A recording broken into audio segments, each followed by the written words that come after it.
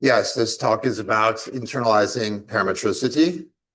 And so parametricity, this is a deep principle intimately connected to dependent typing. And I have come to think of it, it's kind of like a pervasive form of induction across all the types of your theory before you even have a notion of data type. So that sounds like a pretty powerful idea. It was proposed by Reynolds for parametric polymorphism in this famous and quite great paper.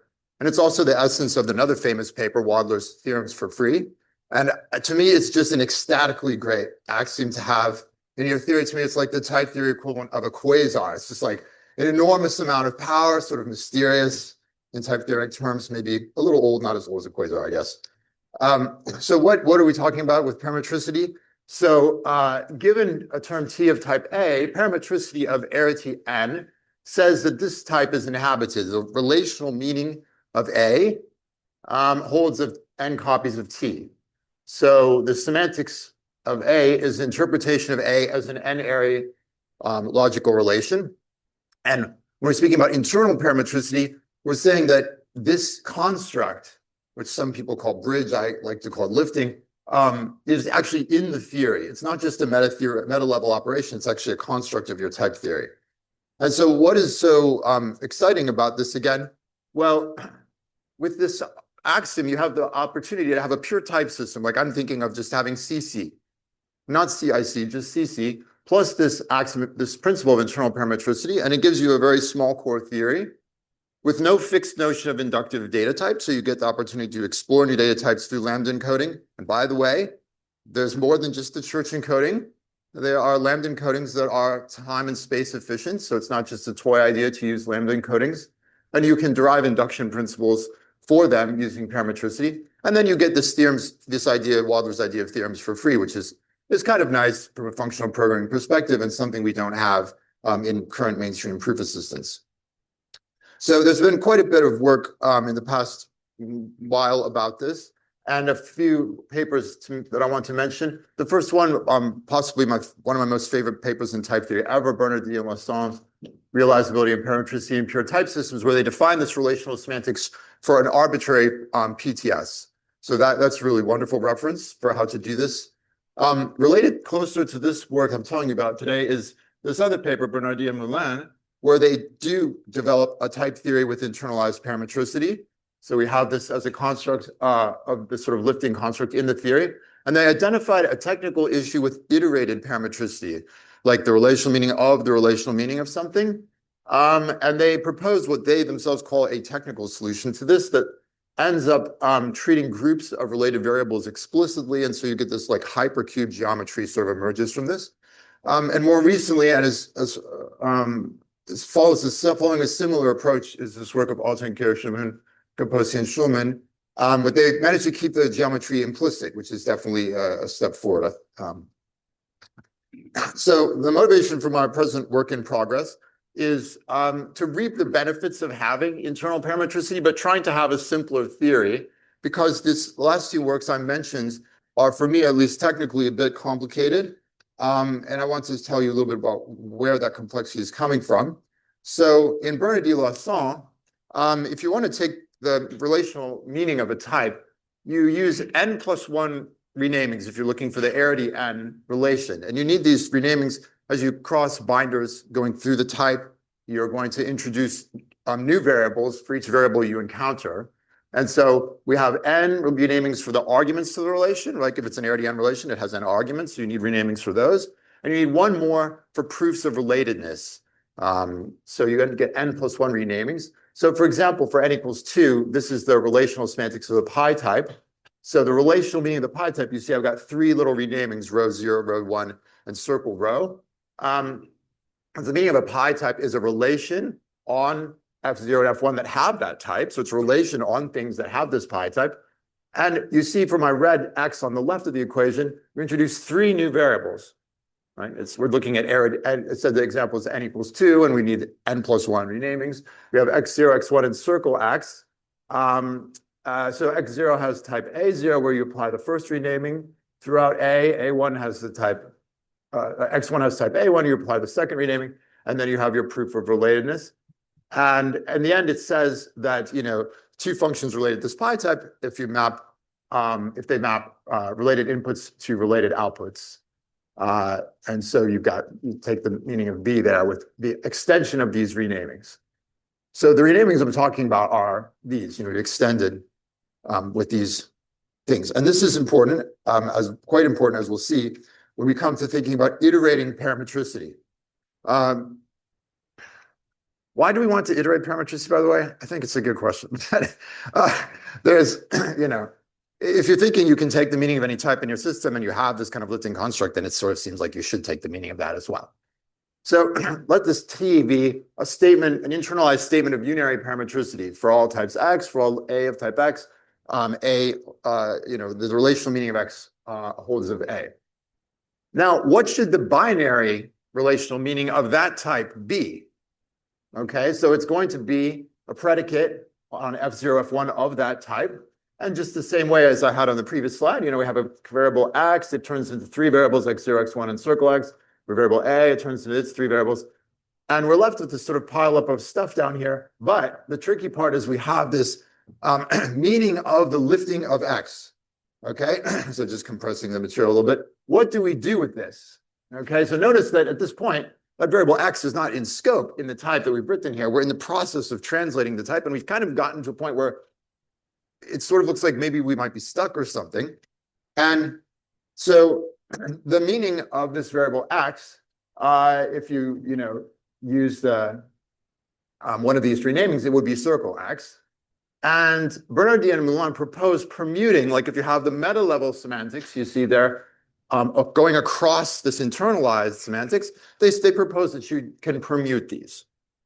Okay, and this gives rise to this need for a swapping operation, and they sort of explicit treatment of related groups of variables, and that's what leads to this sort of geometry of these hypercubes. But Bernardin and Moulin do not consider having different arities of the relation present at the same time in your theory. They're like, well, we can handle, if you want to have the binary semantics or, arity 12 semantics, that's all fine. But what about if you want to mix them? They didn't consider this. And I think if they had, they would have realized that there's a problem with this solution that they proposed. Because if you do what they say, which is to move the semantics across this internalized construct, you get something, so you would get the unary meaning of circle X. And this is essentially just not arity correct. Like this term won't type check if you do that. And in a sense, you've taken a rectangle with length 2 and width 1, and you've flipped it to be the other way around. And so that just doesn't make sense. It's all fine if the arities were the same, but you would have to swap some things. Okay, so you can't permute interpretations at different arities. That just doesn't make sense. Yes. Correctly, in the Bernard-Dillard program, they don't need they define the binary version as the iterated one-ary version. Yeah. In their context, you don't really need the binary version. You can define it. So that's not the case in the Bernard-Moulin work. I don't remember. The Bernard-Dillard is so-called external parametricity. They're not trying to reflect it into the type theory. So they don't need to worry about this issue of what if I'm interpreting an internalization of the semantics? It just doesn't arise in Bernard-Dillard.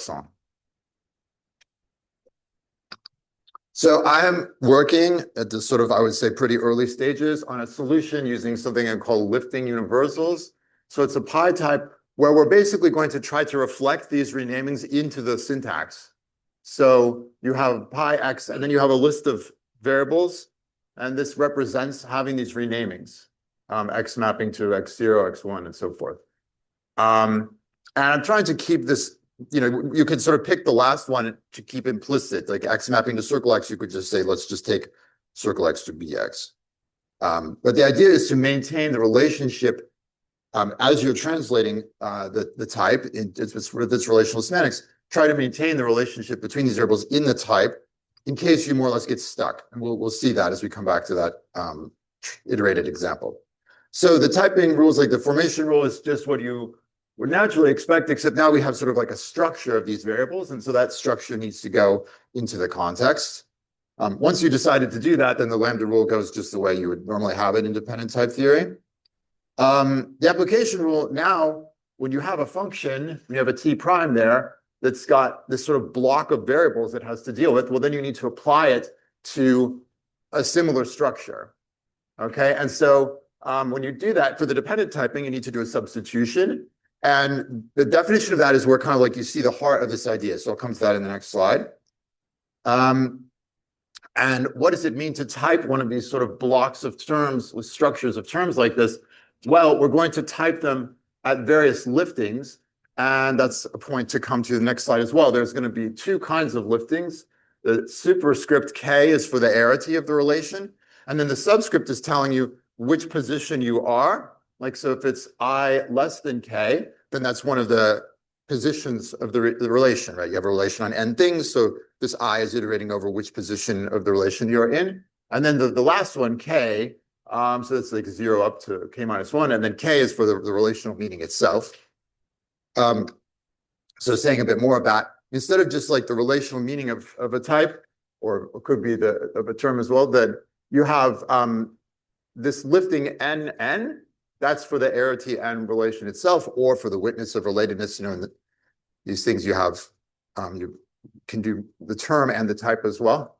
And then you have this one where you have the subscript I less than n. That's what I'm calling the positional meaning. That's the which argument to the relation you're talking about.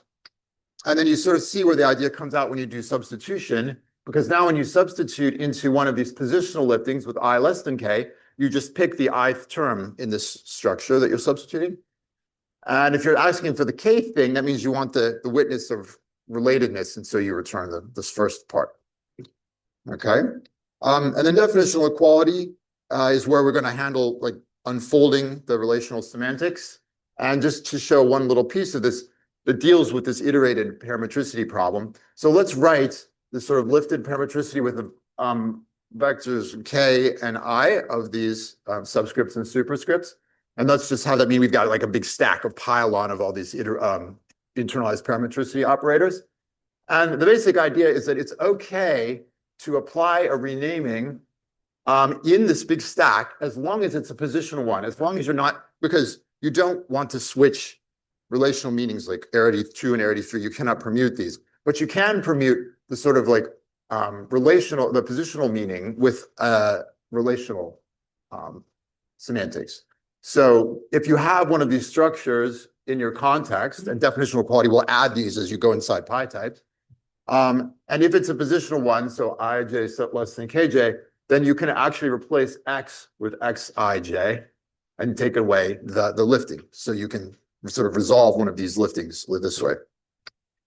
So back to this example of iterated pi.